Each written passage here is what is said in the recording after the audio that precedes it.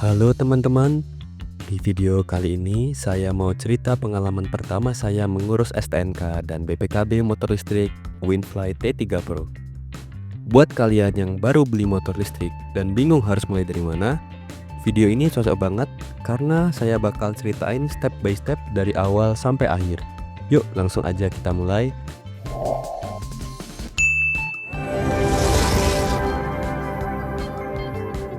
Pertama-tama, kita perlu faktur pembelian motor dulu.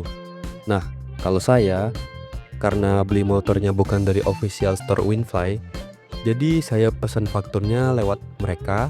Nanti linknya saya taruh di deskripsi ya. Untuk dokumen yang dibutuhkan buat pesan faktur itu biasanya nomor rangka, nomor mesin, foto kendaraan, dan KTP kita sebagai pemilik. Saya saat itu pesan tanggal 21 April 2025 dan fakturnya udah jadi tanggal 24 April. Kirim ke Jambi sampainya tanggal 1 Mei 2025. Jadi kurang lebih 10 harian lah dari proses pesan sampai menerima dokumennya.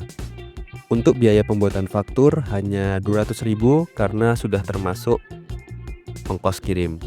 Jadi disitu sudah gratis ongkir ya.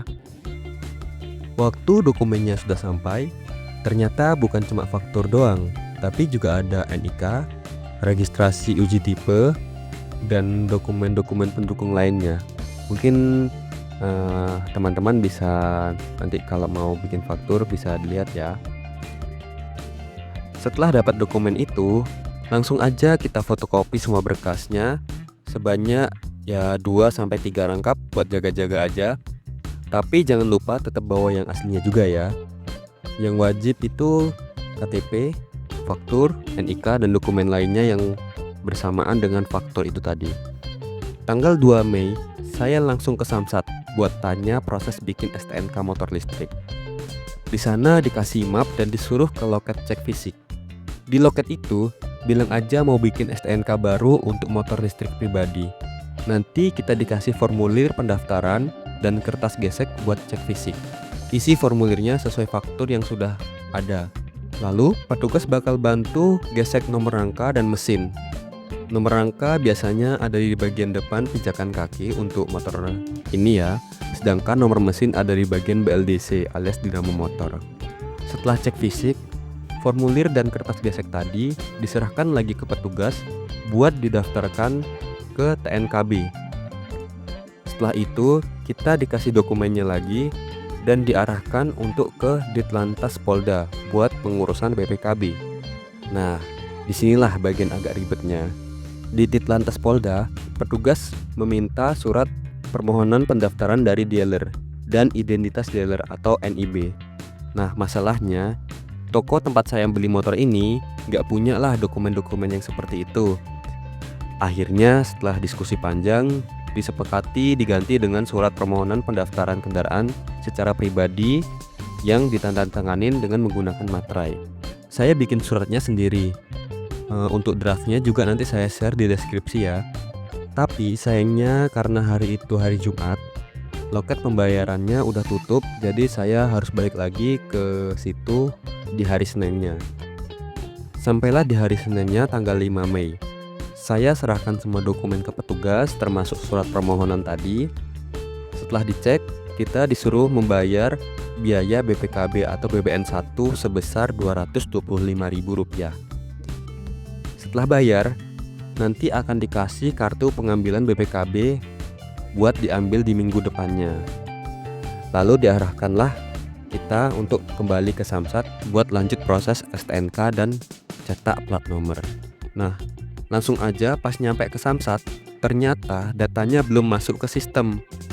Jadi nggak bisa langsung diproses. Tapi nggak lama, besoknya tanggal 6 Mei, saya dapat WhatsApp dari petugas Samsat bahwa datanya udah masuk. Jadi langsung saja saya ke Samsat lagi di hari itu untuk mengecek dokumen. Terus saya disuruh untuk membayar biaya STNK sebesar Rp195.000 ke bank yang sudah ditunjuk. Nah, singkatnya setelah bayar, kita tinggal menunggu STNK-nya jadi. STNK udah di tangan, tinggal cetak plat nomor di bagian belakang gedung Samsat. Cukup tunjukin STNK, nanti langsung dicetak deh plat nomornya. Plat nomor motor listrik ini ternyata masih pakai warna dasar hitam ya, belum warna putih kayak motor-motor baru pada umumnya. Lanjut, seminggu kemudian, tepatnya tanggal 14 Mei, saya balik ke Ditlantas Polda buat ambil BPKB. Sebenarnya di kartu pengambilan BPKB itu jadwalnya tanggal 12 Mei. Tapi karena itu tanggal merah, jadi baru bisa ambil di tanggal 14-nya. Di sana kita nanti antri, menunggu dipanggil. Nah, setelah dipanggil, nanti kita akan disuruh tanda tangan berita acara penyerahan dan akhirnya BPKB resmi ada di tangan. Ya, jadi begitu ya teman-teman. Semua proses dari awal sampai akhir pengurusan STNK dan BPKB motor listrik. Mungkin penyampaian saya agak cepat atau saya persingkat karena memang seperti itulah alur pembuatan BPKB dan STNK-nya. Memang sih prosesnya lumayan panjang dan ada aja tantangannya. Apalagi ini pengalaman pribadi saya. Tapi ternyata bisa banget sih kita urus BPKB dan STNK sendiri. Asal yaitu tadi sabar, teliti, dan yang paling penting itu dokumennya sudah pasti lengkap. Ini akan saya rincikan mulai dari pembuatan faktur sampai semuanya beres. Untuk yang pertama ada faktur, itu biayanya sebesar Rp200.000. Yang kedua BPKB atau BBN 1 sebesar Rp225.000. Yang ketiga itu ada STNK dan plat nomor, itu sebesar Rp195.000. Dan yang terakhir itu ada ya keperluan pribadi seperti jajan dan keperluan lainnya itu Rp50.000 ya kira-kira. Jadi untuk total keseluruhannya Rp670.000. Jadi kalau dihitung-hitung itu termasuk terjangkau sih, tapi memang ini perlu waktu dan harus ada waktu yang luang dan kesabaran yang ekstra selama proses pengurusannya. Sebenarnya itu menjadi pilihan sih, mau menggunakan jasa atau mengurus sendiri. Kalau di tempat saya menggunakan jasa itu bisa hampir 3 jutaan. Tapi coba dibanding dengan mengurus sendiri itu hanya Rp670.000, gak sampai 1 juta. Tapi ya bayarannya kita harus lebih sabar dan memiliki waktu yang sangat luang sekali.